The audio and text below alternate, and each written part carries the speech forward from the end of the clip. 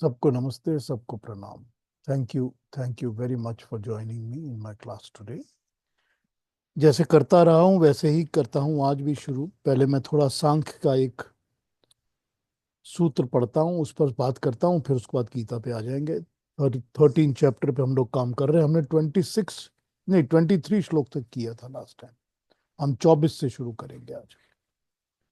ये जो सूत्र है सांख्य का, ये सूत्र है फ्रॉम वन नंबर 57, 157। ये 157 वाला सूत्र है, पहले अध्याय का 57 सूत्र। ये कहता है प्रधान अविवेकात अन्य अविवेकस्य तद्धाने हानम।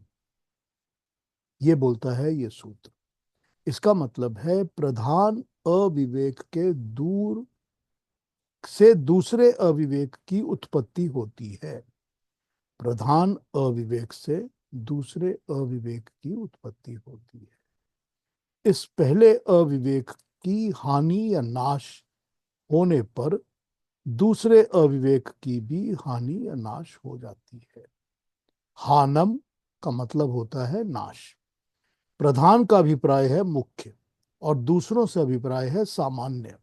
अर्थात मुख्य अज्ञान अगर दूर हो जाए तो छोटा छोटी बातें, छोटे छोटे अज्ञान दूर हो जाते हैं। मुख्य अविवेक है, क्या है मुख्य अविवेक? मुख्य अविवेक है चेतन और अचेतन का भेद न जानना।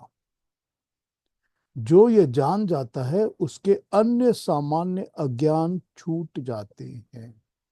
सामान्य अज्ञान क्या है? सामान्य अज्ञान है संसार के पदार्थों से अथवा सांसारिक संबंधों से मोह और ममता।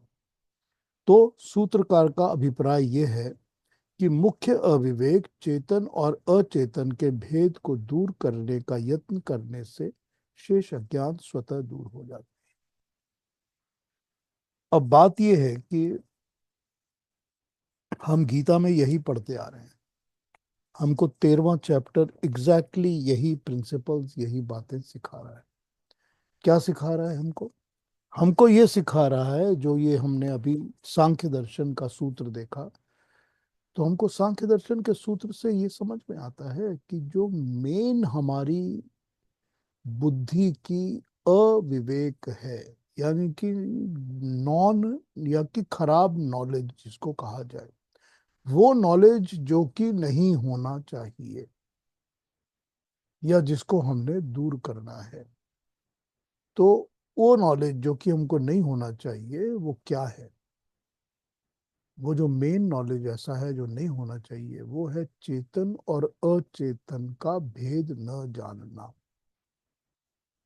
तो अभी तक हम गीता में यही पढ़ते आ रहे हैं कि प्रकृति और पुरुष का जो भेद है इसको समझो। ये समझो कि प्रकृति क्या है और परमात्मा क्या है या जीवात्मा क्या है। तो चेतन तो हो गया आत्मा, हमारी आत्मा, और परमात्मा दोनों चेतन तत्व है। और अचेतन क्या है? अचेतन है प्रकृति। तो जब ये दोनों के भेद को, दोनों के डिफरेंस को जो नहीं जानता, जब वो नहीं जानता, तो यही अविवेक है। और इस अविवेक से बहुत सारे छोटे छोटे दूसरे अविवेक साथ आके जुड़ जाते हैं। तो क्या जुड़ जाते हैं? वो जुड़ जाते हैं बाकी प्राकृतिक चीजों के साथ, जो मोह ममता है, अटैचमेंट्स है, वो सारे जुड़ जाते हैं आकर उसके साथ। तो हमने क्या देख लिया यहाँ पर? हम देख रहे हैं कि जो भी इस मेन अविवेक को दूर करेगा उसके फिर वो छोटे छोटे वाले अविवेक भी दूर हो जाएंगे। ठीक, समझ आ रही है बात? क्या कह रहे हैं वो? वही कह रहे हैं जो हम गीता में पढ़ते आ रहे हैं इतनी देर से। सूत्र तो वही कह रहा है ना। मैंने आपको बताया ना कि गीता ने सांख्य से ही, सांख्य दर्शन से ही तो बोरो किया हुआ है ना। तो ये हमको बता रहे हैं कपिल मुनि का लिखा सांख्य, जिसकी डेट 35 लाख साल से ज्यादा की है, मोर देन 35 लाख ईयर्स। वो क्या बता रहे हैं उसके अंदर? वो बता रहे हैं कि जो मेन प्रॉब्लम हमारी है ना सारी की सारी, वो ये है, जो हमारी बुद्धि भ्रष्ट होती है, जो हमारी बुद्धि के अंदर प्रॉपर चीजें नहीं चलती, जो हमारी समझ, हमारे सोच को रोक के रखती है, वो ये है कि हम प्रकृति और आत्मा, चेतन और अचेतन में डिफरेंशिएशन नहीं करते। तो हम जब नहीं करते तो हम प्रकृति को ही मुख्य समझकर उसके साथ जुड़ते रहते हैं। सब कुछ वही है, शरीर ही सब कुछ है मेरा। मुझे जो चाहिए, मुझे जो खाना चाहिए वो बहुत इंपॉर्टेंट है। मेरा जो ईगो है वो बहुत इंपॉर्टेंट है। जो मेरी ही अपनी सोच है वही सबसे इंपॉर्टेंट है। जो मुझे कहीं जाना है वो बहुत इंपॉर्टेंट है। माई राइट्स, ये मेरा अधिकार, मेरे राइट्स हैं, मुझे मिलने ही चाहिए, ये सबसे इंपॉर्टेंट है। ये सारी की सारी इंपॉर्टेंट चीजें वो हैं जो कि हमको प्रकृति से मिली हैं और प्रकृति के साथ हमको जोड़ रही हैं। क्योंकि शरीर तो प्रकृति से ही मिला है, सूक्ष्म शरीर भी तो प्रकृति से मिला है। मन और बुद्धि अपने आप कोई काम नहीं करते। मन का काम होता है कि जो आत्मा की इच्छा होती है, उस आत्मा की इच्छा को वो आपके सामने एम्फेसाइज करके बड़े रूप में रख दे। और बुद्धि का काम होता है कि उसको कैसे पाया जाए इसके ऊपर काम करे। इच्छा जो होती है वो गुण, वो क्वालिटी आत्मा की होती है। तो ये सारी की सारी जो इच्छाएं हैं ना, जो हमको अचेतन के साथ, अचेतन क्या हुआ? अचेतन वो जिसके अंदर कॉन्शियस चेतनता ना हो, जिसमें कॉन्शियस ना हो, वो अचेतन। तो हर जड़ वस्तु जिसको हम जड़ कहते हैं, ये सब अचेतन चीजें हैं। जो सामने टेबल पड़ा है ये अचेतन है, इसमें कॉन्शियस नहीं है। ये वही कहे करेगा जो मैं चाहूंगा। मैं इसके ऊपर प्लांट्स रख के सजा के रखूं, या मैं इसके ऊपर खाना रख दूं, या मैं इसके ऊपर किताबें रख दूं, या इसको उठा के मैं बाहर खिड़की के बाहर फेंक दूं, ये वही करेगा जो मैं चाहूंगा।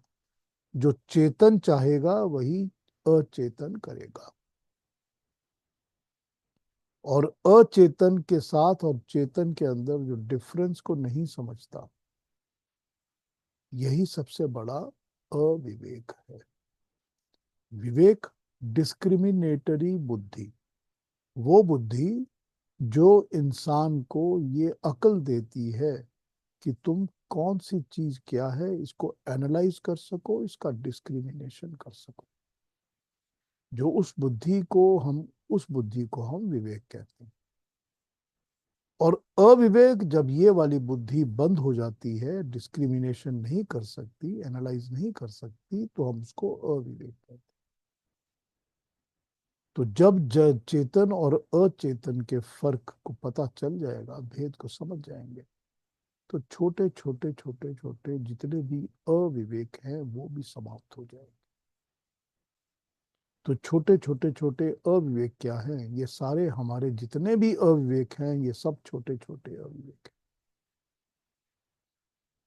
ये जो मेरा जुड़ाव है ना, इस चीज से जुड़ाव, उस चीज से जुड़ाव, मेरे को सब कुछ अपने बेटे के लिए ही करना है, सब कुछ अपने पोते के लिए ही करना है, इसके लिए मैं वो कर दूं, उसके लिए मैं ऐसा करूं वैसा करूं। ये जितना भी हम करते हैं, मेरे लिए चाहिए, मुझे और धन चाहिए, मुझे और भी ये चाहिए, मुझे, ये सब कुछ छोटे छोटे अविवेक है। क्योंकि हम जुड़ते ही जा रहे हैं कॉन्स्टेंटली।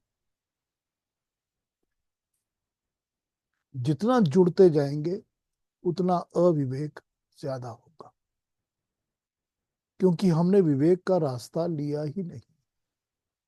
मन और बुद्धि वही करेंगे जो आत्मा उनको करने को कहे। तो अगर मन और बुद्धि को यह समझाया जाएगा कि तू अविवेक का रास्ता छोड़ दे और विवेक का रास्ता पकड़, तो अपने आप ही हम विवेक की तरफ चलेंगे। और विवेक क्या है? भगवान कृष्ण इसको पहले बता चुके हैं हमको गीता में। विवेक तो वो है जहां से हमको परमात्मा का ज्ञान मिले, हमको ये समझ में आए कि वो परमात्मा ईश्वर क्या है। विवेक तो वही है।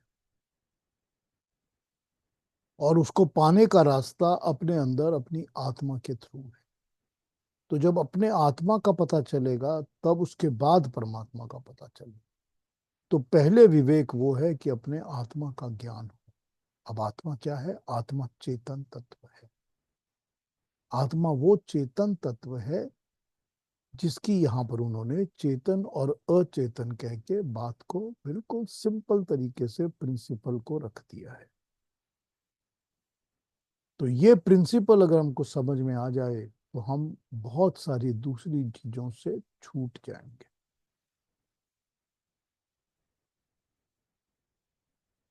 तो ये मैंने थोड़ा सा सांख्य में से बोरो किया। गीता का पिछली बार हमने 23 तक किया था, उसके आगे हम बढ़ेंगे। 23 तक हम ये देख चुके हैं कि गीता में, let me pick it up,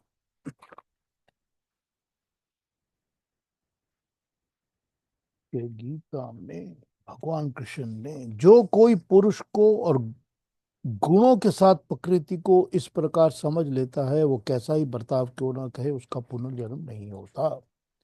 ये हमने 23 में पढ़ लिया है। तो 23 में इन्होंने क्या कहा?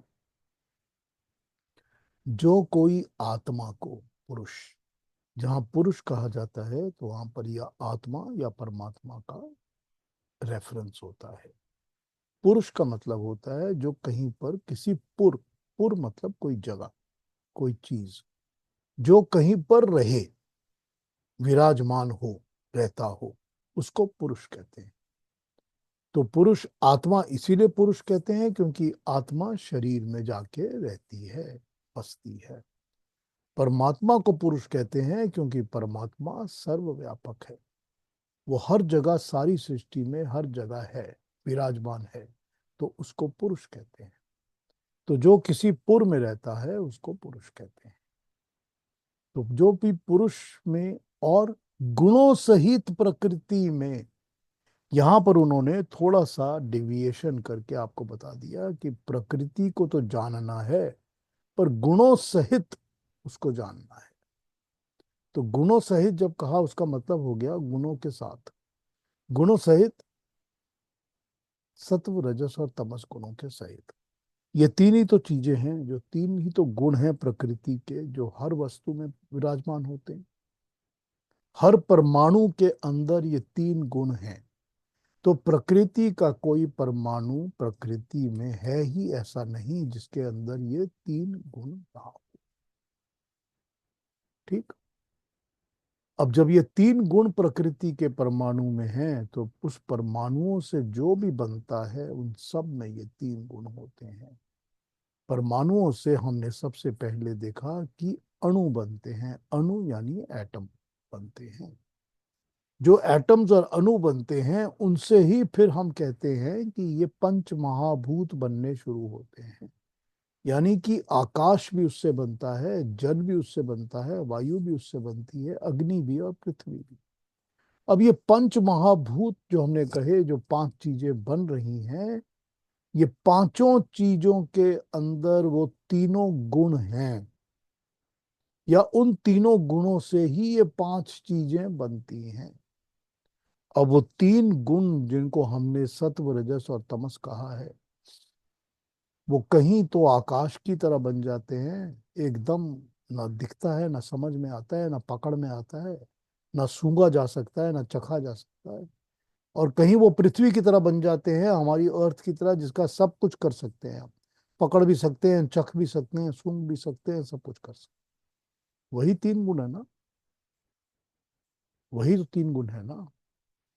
यही तो है जो एटम्स को बनाता है ना, इसी को तो हम कहते हैं इलेक्ट्रॉन, प्रोटॉन और न्यूट्रॉन, कि हर चीज से वही बना हुआ है। तो हमारा जो साइंस है ये तो लाखों साल पुराना यही बात कह रहा है। चाहे वो आज का साइंस आज माने, या आज का साइंस और 100 साल बाद जो मानेगा, ठीक है।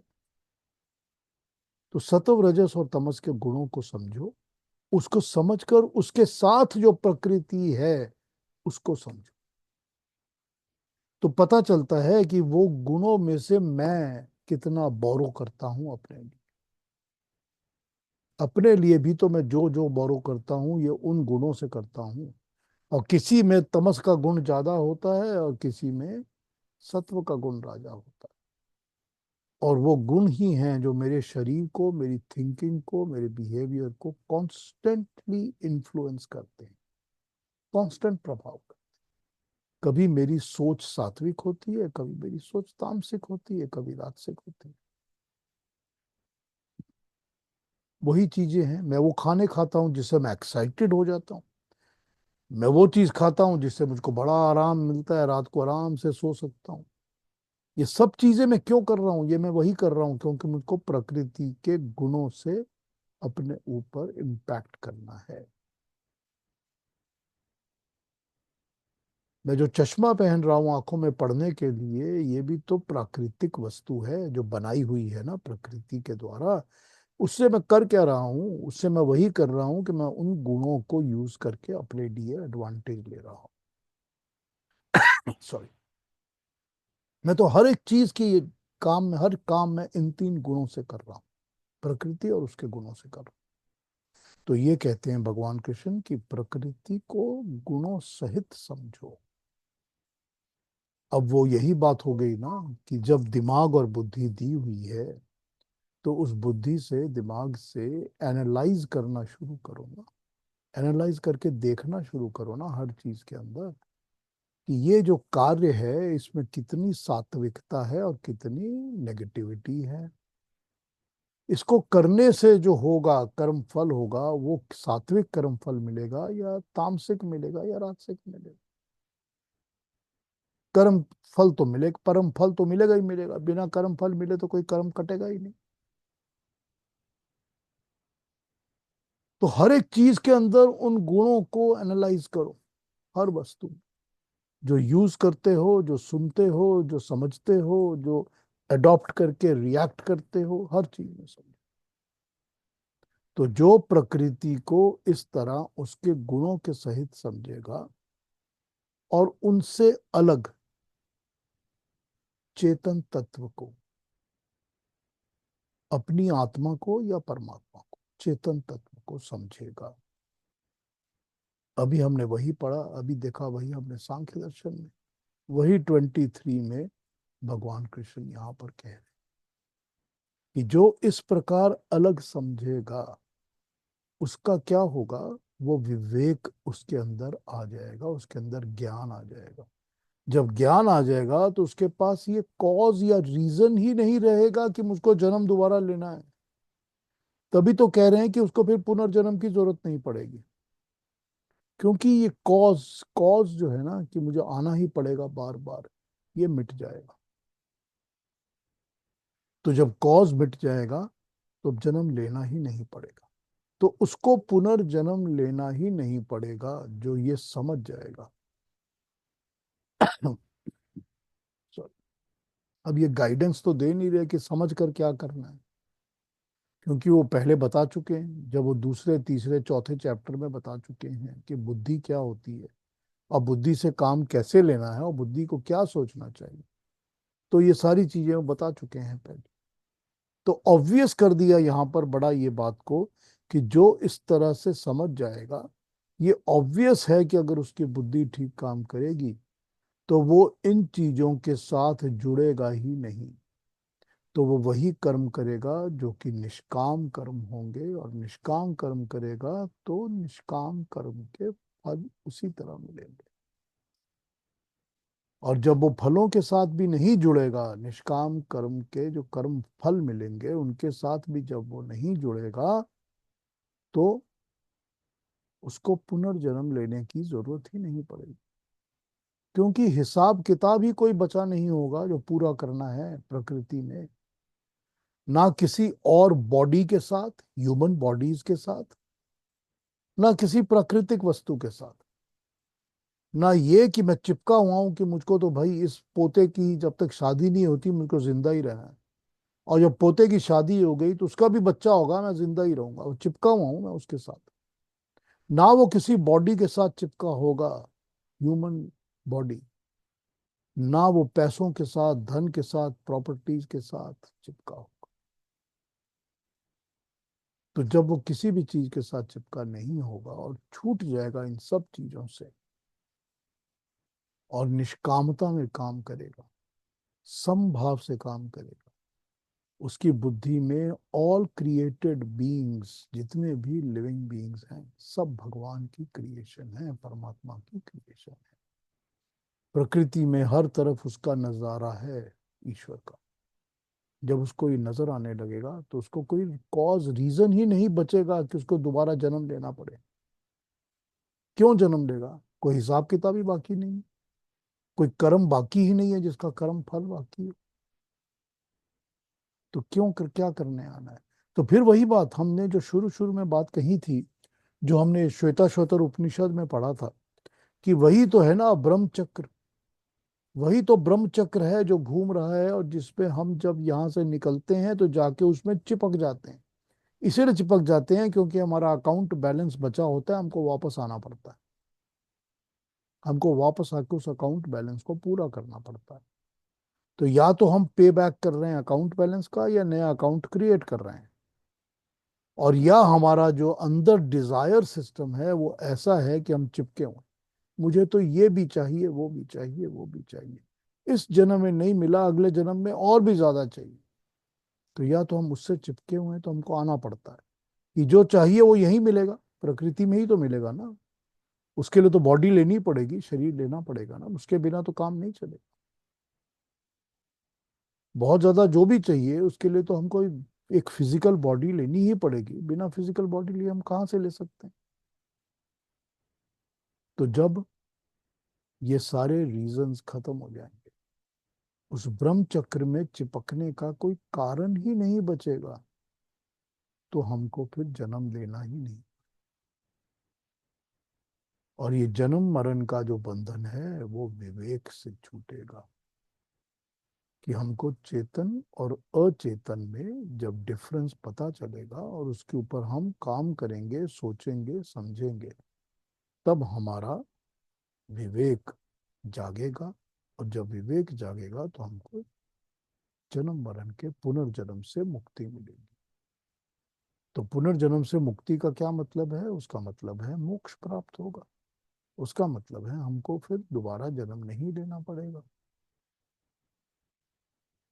तो ये जो सुख की, आनंद की स्थिति है, स्टेज है, वो आनंद और सुख की स्टेज ही वही है कि जब हमको फिर दोबारा जन्म मरण ना करना पड़े।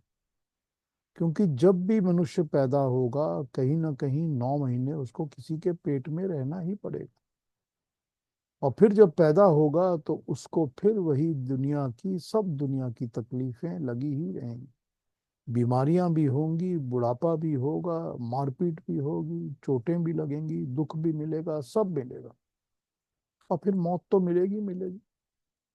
कोई पैदा तो होता नहीं जो मरता नहीं। तो ये इन सब से छूटने का जो उपाय है वही गीता बता रही है। और वही हमने अभी सांख्य में देखा कि छूटेगा तब, पुनर्जन्म तब नहीं होगा जब उसके अंदर ये विवेक जागेगा, या उसको पता चल जाएगा कि गुणों के साथ प्रकृति और पुरुष, यानी कि चेतन और अचेतन, इनका भेद क्या है और इनको कैसे समझा जा सकता। तो ये हमने देखा, जो हमने 23 तक किया था उसकी हमने बात की अभी। अब मैं समझता हूँ कि आप लोगों को ये समझ आ गया होगा पूरी तरह जो मैं समझा रहा हूँ आज। अब आगे बढ़ते हैं। तो आगे बढ़ते हुए हम अरुणा जी को रिक्वेस्ट करते हैं कि 24-25 हमको पढ़ के सुना दे। तो 24-25 को हम जी। स्टडी करते हैं। ध्यानेनात्मनि पश्यन्ति केचिदात्मानमात्मना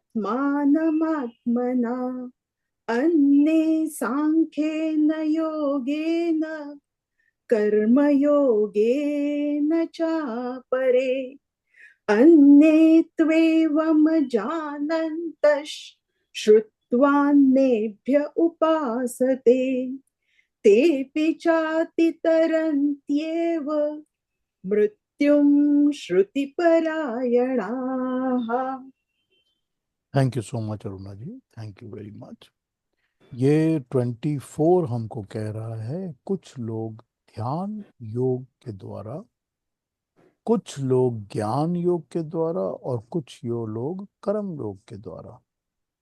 तो ध्यानेन, करेक्ट। फिर उसके बाद हमने देखा कि उसके बाद बोल रहे हैं सांख्येन यानी ज्ञान से, सांख्य से, और कुछ लोग योगेन यानी योग से, और कर्म योगेन कर्म के योग से। अपने आप से अर्थात अपने देह से अपने आप को अर्थात आत्मा को अलग देख लेते हैं। तो कुछ लोग इन तरीकों से अपने आप को या अपनी आत्मा को अपने शरीर से अलग समझ लेते हैं। 25 बता रहा है परंतु कुछ और भी लोग ऐसे होते हैं योग के इन मार्गों को न जानते हुए दूसरे लोगों से प्रकृति और पुरुष के भेद को सुनकर वैसा ध्यान धरते हैं। वे भी जो कुछ उन्होंने सुना है उस पर तत्पर रहते हुए मृत्यु से तर जाते हैं।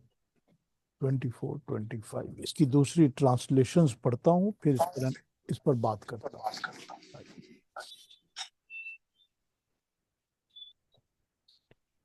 एक सेकेंड, इसका पेज मार्क हो गया।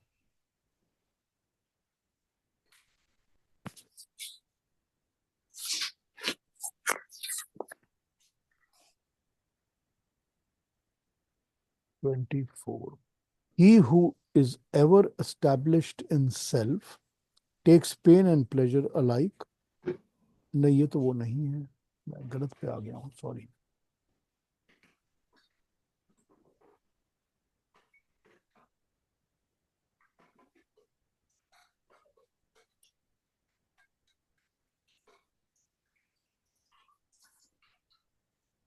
Some by meditation behold the Supreme Spirit in heart with the help of their refined and sharp intellect. Others realize it through the discipline of knowledge, and still others through the discipline of action, that is Karam Yoga. Other dull-witted persons, however, not knowing thus, the knowers, that is the knowers of truth, and even those who are thus devoted to what they have heard, are able to cross the ocean of mundane existence in shape of death.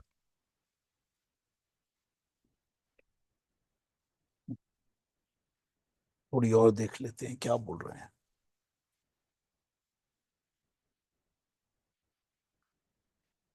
हे अर्जुन, उस आत्मानम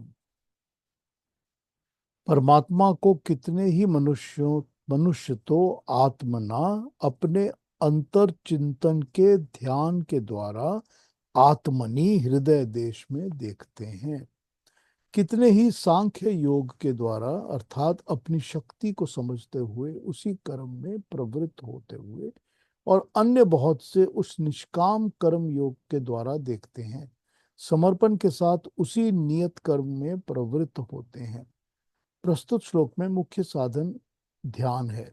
उस ध्यान में प्रवृत्त होने के लिए सांख्य योग और निष्काम कर्म योग दो बातें बताई गई हैं। और दूसरे लोग ऐसे होते हैं जिनको साधना का ज्ञान नहीं है।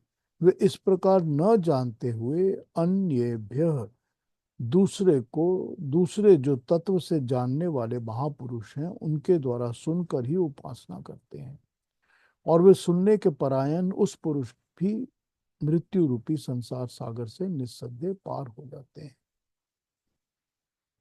यानी कि सत्संग के द्वारा या गुरु के द्वारा या जो भागवत गीता में बताई जा रही है बातें उनको सुनकर उन पर अमल करने के द्वारा, यहाँ ये मतलब बैठ जाता है। 24 कई लोग तो उस परमात्मा को उसकी रचना में अथवा महापुरुषों के चरित्र में अथवा अन्य किसी उपाय से ध्यान लगाकर जिससे परमात्मा में ध्यान लगे, नेत्र आदि इंद्रियों के विषय में नहीं, उस परमात्मा को फिर अपने अंदर देखते हैं। कोई सीधा अंतर्मुख होकर अपनी अल्पज्ञता तथा अल्प शक्तिता का साक्षात तथा सर्वशक्तिमान की महिमा आत्मा के द्वारा जानता है। कोई वैज्ञानिक बनकर पदार्थों का अन्यून अन्यून अन्यूनान अतिरिक्त यथार्थ संख्या सांख्य युक्त रूप में देखते देखते सांख्य योग को पा लेते हैं। और कोई कर्म योग, जैसे कि श्री कृष्ण है, कर्म योग के द्वारा तर जाते हैं। कुछ ऐसे भी लोग हैं जो ना ध्यान में समर्थ हैं और ना अंतर्दर्शन में, न सांख्य युग में, न कर्म युग में। वो तत्व ज्ञानियों से सुन सुनकर कोई ना कोई मार्ग पा लेते हैं। ऐसे श्रवण परायण श्रवण योगी भी मृत्यु भय को पार कर जाते हैं। एक और पढ़ता हूँ फिर आ जाऊँ।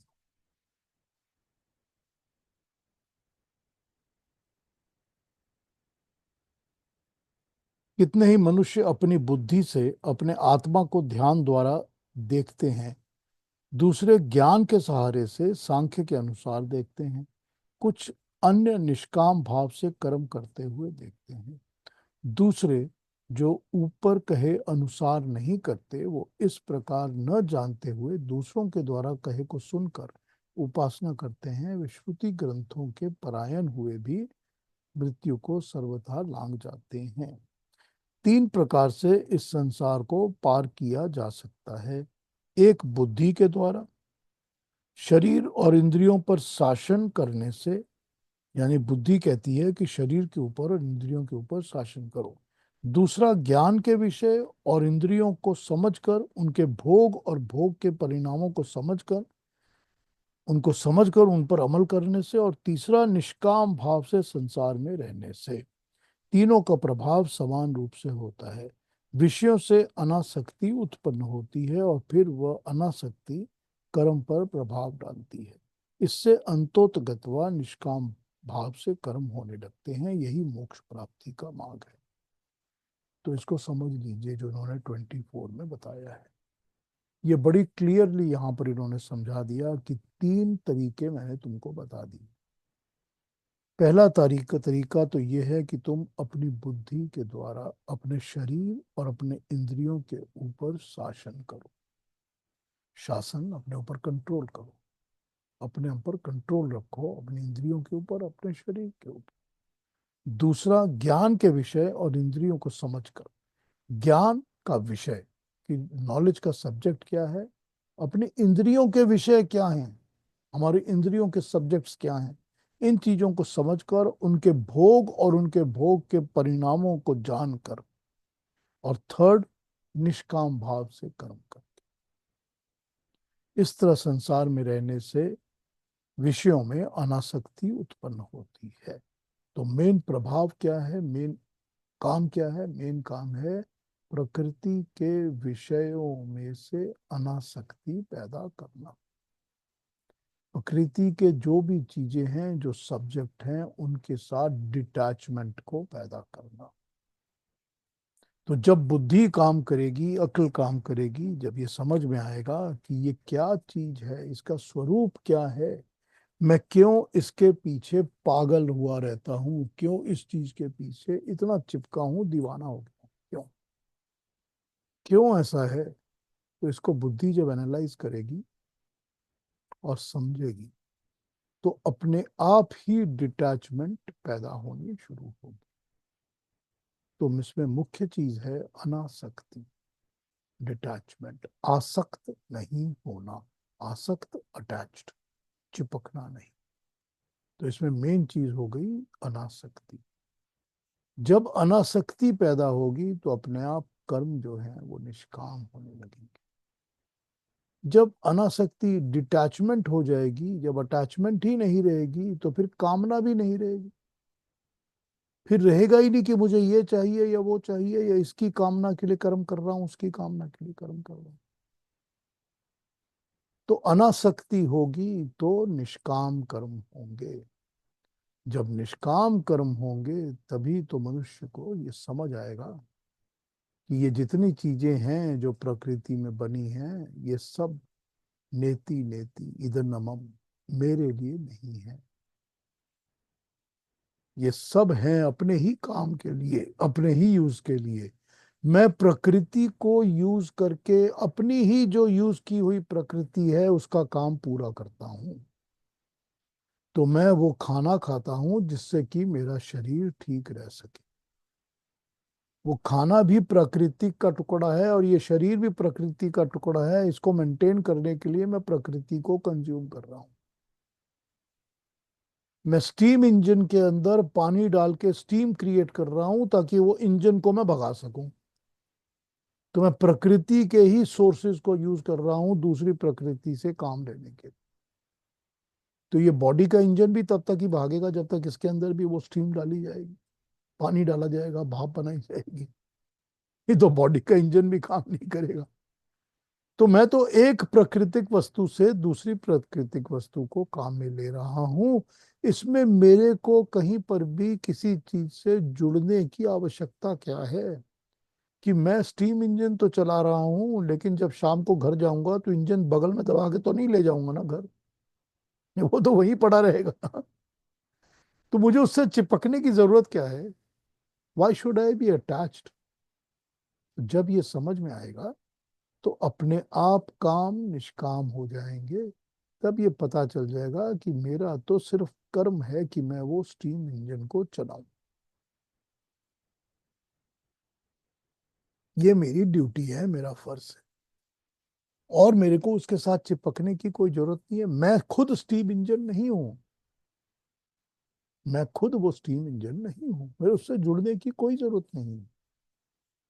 मेरी आइडेंटिटी नहीं है वो। I am only a driver. मैं वो हूं जो उसको भगाता है, चलाता है। वो मेरी आइडेंटिटी है। मेरे को कोई स्टीम इंजन कह के नहीं बुलाता, क्योंकि वो मैं नहीं हूं। लेकिन इस शरीर के अंदर जब मैं रहता हूं तो सब मुझे उस शारीरिक नाम से ही जानते और पुकारते हैं।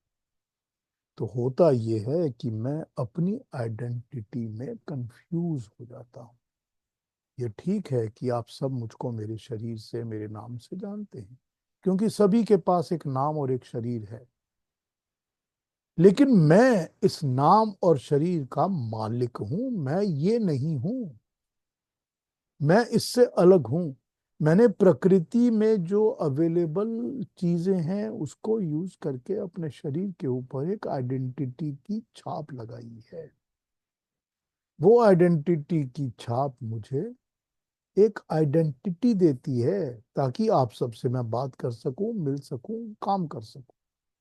लेकिन मैं उससे चिपक नहीं सकता, क्योंकि जैसे ही मेरा अंत होगा मेरी वो आइडेंटिटी भी अंत हो जाएगी।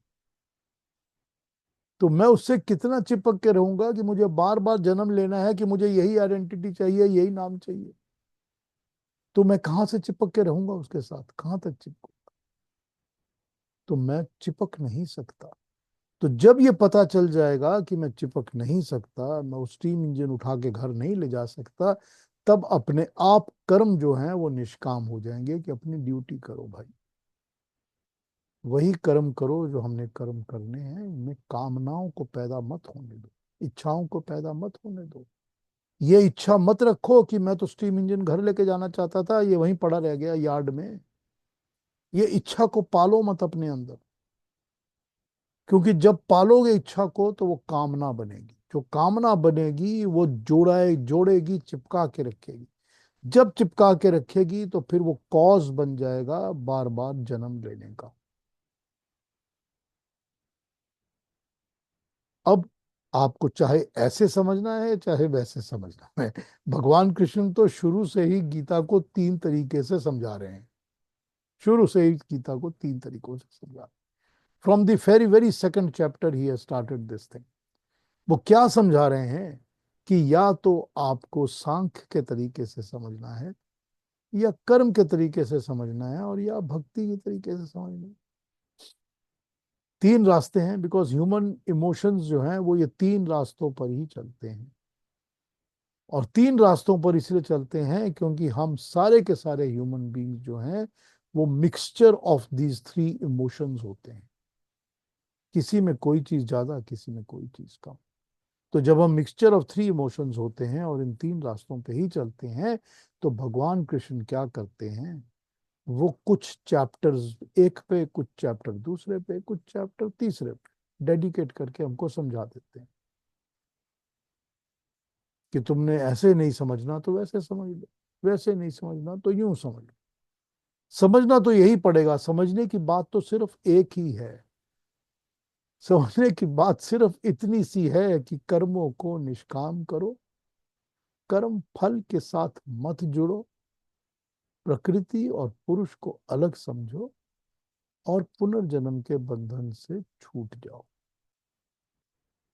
समझने की बात सिर्फ इतनी सी है, चाहे वो आप गीता के चैप्टर 2 में पढ़ो, चाहे चैप्टर 12 में चढ़ो, चाहे 18 में पढ़ो, वो आपको वही समझा रहे हैं, कॉन्स्टेंटली एक ही बात बता रहे हैं, भाई कुछ तो मानो, कभी तो मानोगे ना, इस तरह नहीं तो उस तरह मानोगे। तो जिस इंसान की समझ में जिस तरह से, जिस मोडस के थ्रू जो बात बैठे, वो उसी तरह से उसको एक एक करके समझा रहे हैं। फिर उन्होंने जो 25वें श्लोक में बताया हमको कि जो लोग पढ़ते भी नहीं हैं या पढ़ने के योग्य नहीं हैं या पढ़ नहीं पाते हैं, या जो लोग कर्म भी उस तरह नहीं कर पाते जैसे बताया गया है, या जिन लोगों के अंदर भक्ति भी उस तरह नहीं जागती जैसे मैंने समझाई है, वो लोग अगर सुनना शुरू करते हैं और सुन के पालन करते हैं, तो सुनना क्या है बताइए, सुनना क्या है? सुनना है श्रुति। श्रुति, सुनना। श्रुति हम किसको कहते हैं? श्रुति हम वेदों को कहते हैं, क्योंकि परमात्मा की वाणी, उसको हम श्रुति कहते हैं क्योंकि वो सुनी जाती है। जो परमात्मा की वाणी है उसको हम श्रुति कहते हैं। श्रुति का मतलब होता है जो सुनी जा सके, जो सुनी जाए वो श्रुति।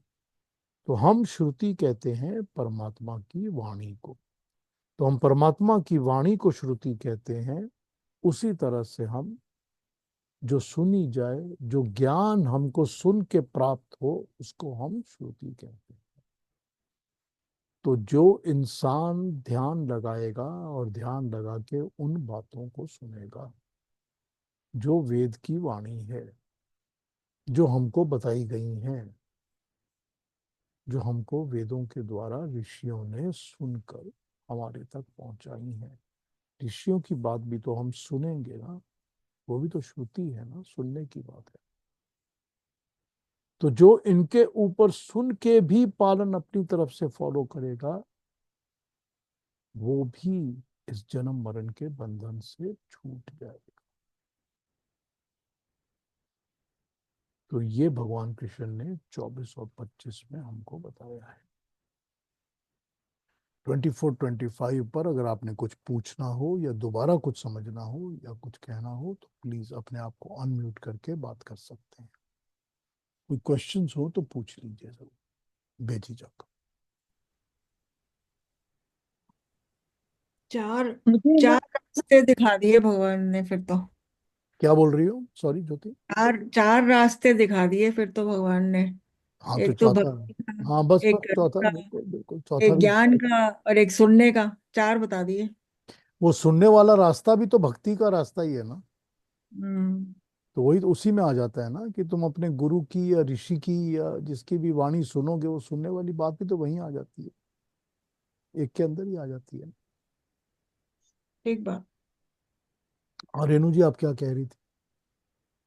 मुझे सांख्य वाला कॉन्सेप्ट नहीं समझा, शायद मैंने बहुत लेट ज्वाइन किया है, तो सांख्य नहीं समझा मुझे ढंग से। आपने जो सांख्य समझाया वो। सांख्य का मैंने सिर्फ एक सूत्र पकड़ा था आज, तो एक सूत्र के ऊपर ही मैंने सांख्य पे बात की थी, और एक सूत्र जो पकड़ा था वो था आपका पहले चैप्टर का नंबर, पहले अध्याय का नंबर 57।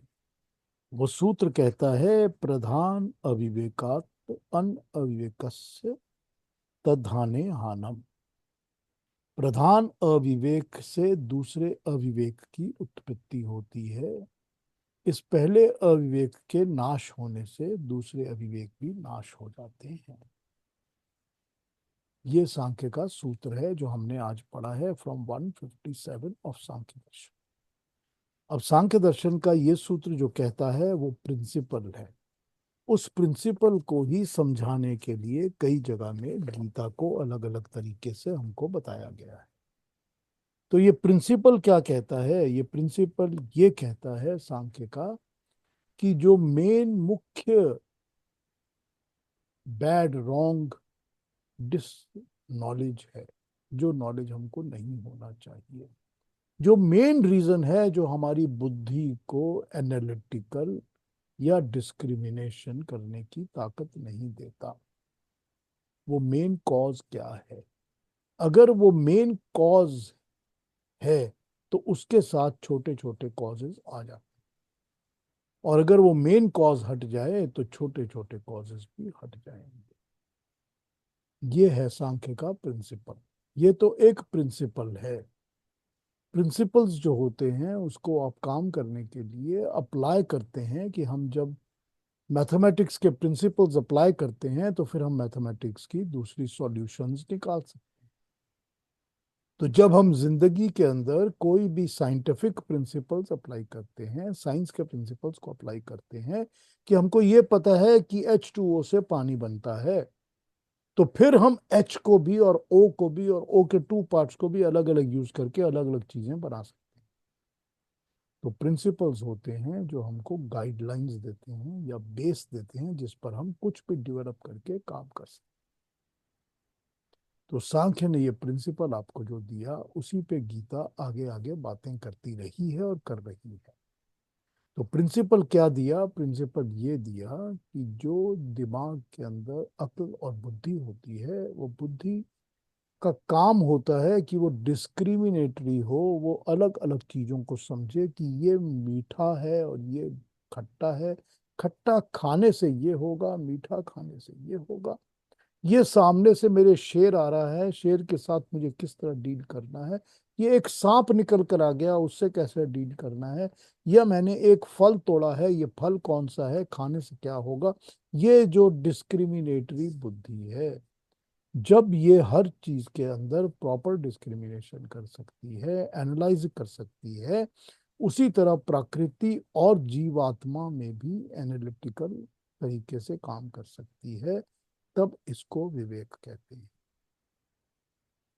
और जब विवेक अविवेक हो जाता है तो वो अविवेक का मेन कॉज, मेन रीजन यही होता है कि चेतन और अचेतन में फर्क ना समझ आए, प्रकृति और प्रकृति के द्वारा बनाई चीजों में और चेतन तत्व यानी परमात्मा और जीवात्मा में फर्क ना समझ आए। अब आपने, क्योंकि रेणु जी हमको अभी ज्वाइन किया है, तो जो जी। वैदिक प्रिंसिपल्स हैं, जो प्रिंसिपल हैं वैदिक प्रिंसिपल, जो बेस है हमारा, वो ये कहता है कि इस संसार में, इस दुनिया में या इस क्रिएशंस में तीन चीजें परमानेंट होती हैं। ये तीन वो चीजें होती हैं जो ना कभी मिटती हैं, ना पैदा होती हैं, ना जन्म लेती हैं, वो हमेशा रहती हैं, परमानेंट हैं, नित्य हैं। उसमें एक पहला तो है परमात्मा, दूसरी है जीवात्मा, हमारी और आपके अंदर जो आत्मा है, और तीसरी है सोल। ये मूल प्रकृति, प्रकृति के परमाणु, जो मूल, जिसको हम कहते हैं बेसिक मैटर, यानी नेचर का जो मैटर है उसको हम मूल प्रकृति कहते हैं। वो कभी पैदा नहीं होती, कभी अंत नहीं होती, हमेशा रहती। ये तीन नित्य परमानेंट चीजें हैं।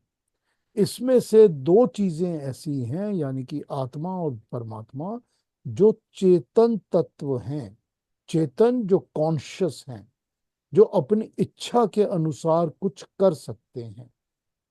लेकिन जो तीसरी चीज है जिसको हम प्रकृति कहते हैं, उसमें कॉन्शियस और चेतन नहीं होता, उसको हम जड़ कहते हैं। जड़ वो वस्तु होती है कि जो अपनी इच्छा से कुछ नहीं करती। जिसके अंदर काम एक्शन लेने के लिए चेतन तत्व को कुछ करना पड़ता है। तो सारी की सारी प्रकृति काम तब करती है जब इसमें परमात्मा का तत्व, परमात्मा का तेज काम करता है। और हमारे अंदर हम चीजें वो करते हैं जो हम चेतन जीवात्मा होती है, वो इन चीजों से काम लेती रहती है। तो जो जड़ वस्तु है वो तभी काम करती है, वो अपनी इच्छा से कुछ नहीं कर सकती, कोई प्रयत्न अपनी इच्छा से नहीं कर सकती। हम जो हैं वो प्रयत्न कर सकते हैं क्योंकि हमारे अंदर एक चेतन जीवात्मा है। तो ये तीन चीजें परमानेंट है। तो जिसको ये समझ में आ जाएगा कि चेतन और अचेतन में फर्क क्या है, कि अवेयर और नॉन कॉन्शियस में, कॉन्शियस और नॉन कॉन्शियस में, क्योंकि क्रिएशन जो है वो नॉन कॉन्शियस क्रिएशन है, उसमें कोई चेतनता नहीं होती, वो अपनी मर्जी से कुछ नहीं कर सकती। तो जब ये समझ में आ जाएगा तो पता चल जाएगा कि क्या है वस्तुएं जो कि अचेतन है और कौन सी चेतन है। जब इनमें फर्क पता चल जाएगा तो विवेक यही होगा। इसी को विवेक कहते हैं कि जब चीजों में फर्क समझ आने लगे, ये फर्क समझ आने लगे कि ये चेतन मैं हूं, मेरी आत्मा है, ये शरीर मैं नहीं हूं, ये मैं नहीं, मेरी आइडेंटिटी नहीं है अभी मैं काम कर रहा हूं इससे क्योंकि मैंने प्रकृति से बोरो किया है। तो ये जो फर्क समझ आएगा आपको, उसको विवेक कहते हैं, या जी। वो ज्ञान की वो स्थिति जिसको विवेक कहते हैं। तो जो अविवेक है वो सारा इसी से पैदा होता है। प्रधान अविवेक वही है कि जो चेतन और अचेतन में फर्क नहीं समझता। तो जब प्रधान अविवेक यानी मुख्य मेन अविवेक जब हटेगा तो उसके साथ ये छोटे छोटे अविवेक भी हटने लगेंगे। जब मुझे पता चल जाएगा कि ये शरीर मैं नहीं हूं, मैं तो वो आत्मा हूं, तो ये मुख्य भेद फर्क मेरे को जब समझ आ जाएगा तो ये भी समझ आ जाएगा कि शरीर तो ठीक है, ऊपर जो शर्ट है या पैंट की जो पॉकेट है वो भी मैं नहीं हूं। तो ये छोटे छोटे फैक्टर्स भी अपने आप दूर हो जाएंगे। तो अब क्लियर यहाँ हुआ आपका कॉन्सेप्ट? तो यहाँ पर ये कॉन्सेप्ट समझाया गया है। अब क्लियर हुआ, ठीक है। अब समझ पड़ा। ठीक ठीक है, थैंक यू। धन्यवाद। हाँ जी, हाँ जी, और कोई कुछ पूछेंगे, कुछ कहेंगे इसके बारे में? अरुणा जी, वेटिंग फॉर योर कमेंट्स। मुझे पूछना ही था, थोड़ा मुझे क्लैरिफिकेशन चाहिए था कि और वो मेरा डाउट ज्यादा बढ़ गया क्योंकि पीयूष जी, आप जब से ये चैप्टर हमने शुरू किया है, आप हमें शुरुआत में सांख्य के प्रिंसिपल्स बता रहे हैं, सांख्य के सूत्र बता रहे हैं। वो भी ये री इन्फोर्स करता है कि पूरी भगवत गीता जो है वो बेसिकली सांख्य योग जैसे एक बैकग्राउंड पे रहना जरूरी है। और अ, आगे जाके आप जब कर्म योग यानी निष्काम कर्म, क्योंकि कर्म के बिना कोई रह ही नहीं सकता, भक्त हो वो भी कर्म तो करता ही है। तो भक्ति योग, कर्म योग, ये जो at one point of time ऐसे लगता है कि आप या भगवत गीता में भी बता रहे ये अलग अलग मार्ग है, लेकिन ये एक्सक्लूसिव नहीं हो सकते ऐसे मुझे लगता है। वो पूरा एक्सक्लूसिवली कर्मयोगी नहीं हो सकता unless and until he has the background of Sankhya Yoga exclusive. तो एम आई राइट? तभी तो भगवान कृष्ण समन्वय करते हैं ना, बार बार वो तीनों को मिलाकर एक कर देते हैं ना। वो हर राइट। बार में यही आर्ग्यूमेंट्स देते हैं कि तुम इधर चलो, उधर चलो या उधर चलो, तीनों अल्टीमेटली एक ही हैं। तो वो एक इसीलिए करते हैं क्योंकि कोई भी मनुष्य सिर्फ एक ही टाइप का नहीं हो सकता। हम जो भी ह्यूमन बीइंग्स हैं, हम हर किस्म की चीजों में इन्वॉल्व रहते हैं। हम भक्ति भी करते हैं, हम कर्म भी करते हैं, हम ज्ञान भी करते देते हैं, ठीक है ना। हम तीनों मार्गों पे चलते हैं। अब आप क्लास ले रही हैं, ये गीता की क्लास सुन रही हैं, आप ज्ञान का मार्ग ले रही हैं, आप समझ रही हैं। आप सुबह उठ के पढ़ती हैं, वो आप ज्ञान का मार्ग ले रही हैं, आप पढ़ते हैं। फिर उसके बाद सारा दिन कुछ ना कुछ कर्म भी करती हैं, और फिर उसके बाद शाम को या कभी दिन में भक्ति भी और पूजा पाठ भी करती हैं। तो हम सारे ह्यूमन बींग्स जो हैं वो इसका मिक्सचर हैं। तो मिक्सचर को समझने के लिए हमको जरूरी हो जाता है कि अगर हम प्रिंसिपल्स को समझ जाएं तो हमारी ऑल एक्टिविटीज जो हैं वो स्ट्रीमलाइन हो जाती हैं। कर्म स्ट्रीमलाइन हो जाएंगे, ज्ञान किसका प्राप्त करना है वो स्ट्रीमलाइन हो जाएगा, भक्ति किसकी करनी है वो भी स्ट्रीमलाइन हो जाएगी। तो भगवान कृष्ण ने तो आपको स्ट्रीमलाइन करके बता ही दिया है कि भक्ति क्या होनी चाहिए, कैसा भक्त होना चाहिए, किसकी भक्ति करनी चाहिए। ये तो उन्होंने हमको बता ही दिया पहले 9, 10, 11, 12 वगैरह में। अब वो आपको बता रहे हैं, जब हमने बता ही दिया आपको कि कौन सा क्या होना चाहिए, तो बेसिक प्रिंसिपल समझने से एक activities of a human being can come to on a particular track। उस ट्रैक को ही हमने गीता हमारे सामने प्रेजेंट करती है। कुछ क्लियर हो रहा है अरुणा जी? जी जी। लेकिन सांख्य योग तो बैकग्राउंड में होना ही चाहिए, हाँ, अंडरस्टैंडिंग तो होनी ही चाहिए, उसके बिना नहीं होगा ना।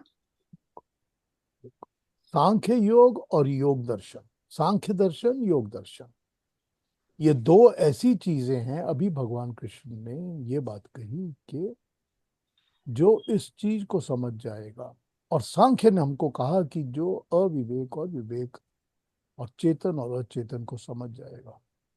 करेक्ट, ये बात कही। जी। अब आप कहेंगे कि ये बात तो कही, मगर मैं करूं कैसे? सांख्य दर्शन ने तो लिख दिया, बट हाउ टू तो बताया नहीं। वो हाउ टू आपको भगवान कृष्ण बताते हैं हर बार। और जब भी वो हाउ टू बताते हैं, वो हाउ टू को योग दर्शन से ही बोरो करते हैं। हम्म। तो प्रिंसिपल तो वो ले लेते हैं सांख्य दर्शन से, और हाउ टू को बोरो करते हैं योग दर्शन से। तो हाउ टू में बता देते हैं आपको कि ठीक है, अगर आपको ध्यान नहीं लग रहा तो आप आसन करिए, प्राणायाम करिए, बताते हैं, ध्यान लगाइए, धारणा करिए, ये बता देते हैं हम आपको।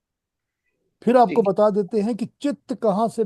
देखिए, जो स्टोर हाउस है हमारी चीजों का, वो है हमारा चित्त, हमारा सबकॉन्शियस, अनकॉन्शियस, जो हमारे अंदर का माइंड है वो सारा हमारा चित्त है।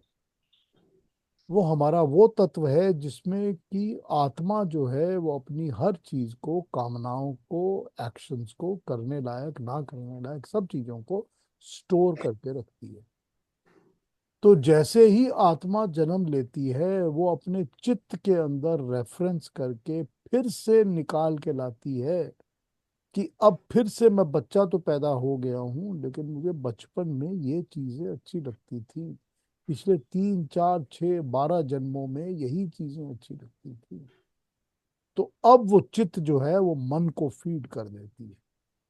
जैसे ही मन को फीड करती है, अब मन करता है मैं वही वही वही वही, अब मुझे फिर वही मिल जाना चाहिए जो पिछले जन्मों में मिल रहा था। और फिर जैसे ही मन वो करने लगता है, तो बुद्धि उसको पाने का तरीका ढूंढने लगती है। तो हो क्या रहा है? अब योग दर्शन आपको शुरू में ही कह देता है चित्त वृत्ति निरोधा, कि चित्तों की वृत्ति का निरोध करिए। अपने चित्त में जो वृत्तियां जागती हैं, जो डिस्टरबेंसेस जागती हैं, जो अट्रैक्शंस, डिस्ट्रैक्शंस जागती हैं, उनको आप कंट्रोल करके खत्म करिए। ये बताते हैं ना योग दर्शन। तो योग दर्शन हाउ टू बता देता है आपको, और सांख्य दर्शन प्रिंसिपल ले करता है। और वो प्रिंसिपल्स और हाउ टूज को लेकर ही भगवान कृष्ण अपनी गीता में सारी हमको प्रवचन दे रहे हैं। इसका मजा ये है कि भगवान कृष्ण कई कुछ तो उपनिषद से बोरो करते हैं जो कि डायरेक्टली वेदों से लिया हुआ है, कई कुछ वो फिर सांख्य से, और कई कुछ योग से। तो हमको ये मजा है कि हमारे सामने तीनों किताबें ना पढ़कर एक चीज सामने पड़ी है, उसको पढ़ के ही हमको अकल आ जाएगी, हमको समझ आ जाएगी। तो अगर हम उसी को फॉलो कर लेंगे तो फिर ठीक है, हमको सांख्य का प्रिंसिपल भी पता चल गया, योग का प्रिंसिपल भी पता चल गया, करो। इतना तो हो जाता है ना। तो भगवान कृष्ण क्या कर रहे हैं, वो एमलगमेट कर कर एक इजी वे ऑफ अंडरस्टैंडिंग हमारे सामने प्रेजेंट कर देते हैं गीता में। ठीक है ना जी? जी। इतना जितनी लगती है उतनी इजी नहीं है भगवत गीता, लेकिन आप जिस तरह से समझा रहे हैं ना, उससे वो बराबर समझ में आती है। Otherwise it's not that easy. अब दैट इजी को समझने का यही तो प्रॉब्लम होती है ना, कि हम लोगों ने बचपन से इन चीजों को फॉलो नहीं किया। जी। हम लोगों को बचपन में पता था कि योग करना चाहिए, या बड़े हो गए तो योग करते हैं जो लोग, वो ये समझते हैं कि मुझको तो अपनी थाइज की शेप बनानी है, एब्डोमेन का शेप बनाना है, उसके बियॉन्ड तो आगे जाते ही नहीं है ना। उनको ना प्राणायाम से कोई मतलब है, ना फिर अपने अपरिग्रह से कोई मतलब है, ना उनको ध्यान समाधि साधना किसी चीज से कुछ लेना देना, मतलब कुछ नहीं। तो जब मतलब ही कुछ नहीं है तो उनको ज्ञान नहीं मिलता। तो या तो आप बचपन से शुरू से ज्ञान प्राप्त करने की तरफ चले। तो अगर हमने छोटेपन में, बचपन में, स्कूल में गीता पढ़ी होती, तो दिमाग में आ गई होती बात कि मुझको थोड़ा सांख्य पढ़ना चाहिए, थोड़ा योग पढ़ना चाहिए, उपनिषद पढ़ना चाहिए, फिर ये सारे प्रिंसिपल्स मेरे सामने क्लियर हो जाएंगे। होता नहीं। तो अगर ये होता तो हमारे सामने सारी चीजें क्लियर हो जाती, फिर हमको कंफ्यूजिंग भी नहीं लगता, फिर हमको लगता हाँ, गीता ने जो कहा बिल्कुल प्रतिपाद्य है, एकदम सामने क्लियर है, एस्टैब्लिश्ड है। यही होता। यही हमने मिस किया है लाइफ में। हाँ जी। बहुत अच्छा। Thank you very much. फिर भी कोई कंफ्यूजन हो तो पूछ लीजिए जरूर। नहीं नहीं, अभी क्लियर हो गया। हाँ जी, और कोई कुछ कहेंगे? Anybody has any question, any doubts? Thank you very much Piyush ji कि आपने हमें सही सन्मार्ग देने की प्रेरणा कर रहे हैं। एक्सेप्ट करना वो हमारे ऊपर है। हाँ। ये जो सुन के, पढ़ के, ये सब बातें आपसे ही सीखी हैं, ये तो पक्का है मेरा। Thank thank you very you. Much, very नहीं, वेरी। प्रभा जी, मैं हाँ, पढ़ाता भी तो रहता हूँ ना आपको। मैं तो वही ना, वो किताबें भेजता रहता हूँ ना मैं आपको वो पढ़ने वही तो के पढ़ती लिए। हूँ पीयूष जी, वही तो पढ़ती हूँ। इतना दिमाग खुल जाता है कि मैंने शायद आपसे ना मिली होती तो शायद इतना ज्ञान मैं ले भी ना पाती। है बहुत कठिन। उसकी राह पे चलना, पढ़ना तो बहुत आसान है। रोज के मैं मैक्सिमम जो है एक चैप्टर तो मैंने खत्म कर लिया। सेकंड भी हाफ से ज्यादा हो चुका है मेरा। लेकिन वो इतनी जल्दी पढ़ने में जो है फिर वो दिमाग से बैठता नहीं है। फिर मैं कंपैरिजन करती हूँ, पीयूष जी ऐसा कह रहे थे, हैं ऐसा कहते होता है, ऐसा होता है। तो इन चीजों का बहुत फर्क पड़ता है। हाँ माइंड के ऊपर कहीं ना कहीं तो रगड़ लगती है ना। वही तो मनन होती है ना। बिल्कुल बिल्कुल चिंतन बिल्कुल। मनन तो वही होती है ना। हाँ, आपने 1 घंटा बहुत गीता अच्छा की लगता है क्लास। पीयूष जी। हाँ, यही तो है। बहुत पढ़ के जो है एक आत्मा को, एक मन को बहुत मेरे को शांति मिलती है। यही तो अमृत का सुख है ना सारा। रस हाँ, तो वही है ना सारा। बिल्कुल। वो ज्ञान तो मोटी वही है। वाली किताब तो मैंने जो भेज दी है, वो मेरे ख्याल मैंने थोड़ी बहुत ही पढ़ी होगी। वो सारी नहीं पढ़ पाई मैं। ओ। वो लेके बैठना मेरे लिए बहुत मुश्किल था। हाँ, मैं समझ सकता हूँ, कोई बात, कोई बात नहीं। नहीं, लेकिन देखिए बात ये है हमारी सारी, हाँ, कि हम लोगों ने अपनी जिंदगियों में जब तक ये नहीं समझा कि कौन सा मुझे रास्ता फॉलो करना है, तब तक हम भटकते ही रहेंगे। बिल्कुल और अगर आप मेरी क्लास को 1 घंटा सुनते हैं, तो अगर 1 घंटे की क्लास के ऊपर आप चिंतन मनन नहीं करते, तो आप इसको लूज कर जाते हैं। You don't remember everything. तो सही। याद करने के लिए जो भी हम पढ़ते भी जो हैं और जो भी करते हैं, उसको याद करके लिए करने के लिए काम को हमको मनन करना ही पड़ता है। हर सब्जेक्ट मैटर को हर सब्जेक्ट मैटर को इफेक्टिव करने के लिए हमको उसके ऊपर मनन करना ही। We have to work on it. दिमाग के अंदर चर्निंग करनी पड़ती है। तो जब दिमाग में चर्निंग होती है, तब ज्ञान निखर के और सामने आ जाता है। हाँ जी, और कोई कुछ कहेंगे? एनीबडी हैज टू से और ask anything? Sita ji, you want to ask anything? No, I just want to thank you for a clearer perspective. हम सब गीता पढ़ते हैं ना in a mechanical way, or because you want to soothe your mind from distractions and you want to have a focus. एक peace of mind के लिए पढ़ते हैं, but getting different perspectives and then making a clarification of everything that you read about makes a lot of sense when I listen to you. मतलब different ways of looking at something which is more relevant to your practical life. अच्छा लगता है. Thank you so much. I'm so happy that I'm here with the group. Thank you. Everyone has some important information, important kind of knowledge to share. And I'm so grateful to each one of the group members. And thank you for bringing us together, Piyushji. Thank you, Sitaji. Thank you. I'm making my best efforts. I can only You are doing it I can amazingly only well. try. You are doing it I can amazingly. only try. Thank That's you. what Thank I'm. you so much. Thank you. Thank you. तो ठीक है, फिर कल मिले Sunday same time. आप लोग join करिए, कल कैरी ऑन करते हैं अपने सेशन को और बातों को। तो सबको प्रणाम, सबको नमस्ते। Namaste. Thank you. Namaste, everyone. Thank you for joining.